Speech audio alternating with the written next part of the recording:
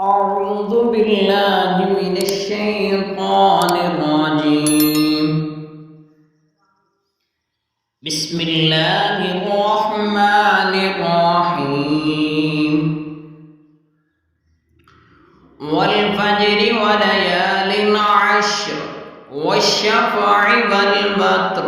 والليل إذا يسر هل في ذلك قسم لذي حجر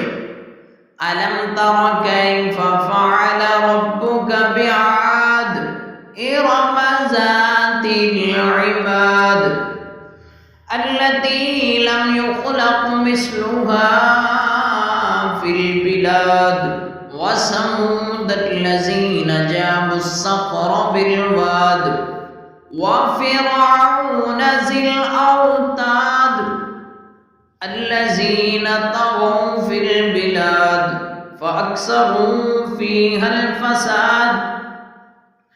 فصب عليهم ربك صوت عذاب إن ربك لبالمرصاد فأما الإنسان إذا ما ابتلاه ربه فأكرمه ونعمه فيقول ربي أكرمن وأما إذا ما ابتلاه فقدر عليه رزقه فيقول ربي أهانن كلا بل لا تكرمون اليتيم ولا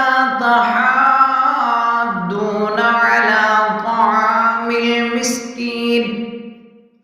وتأكلون التراث أكلا لما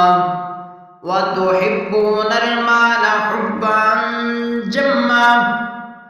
كلا إذا دكت الأرض دكا دكا وجاء ربك والملك صفا صفا وجيء يومئذ بجهنم يومئذ يتذكر الإنسان وأنى له الذكرى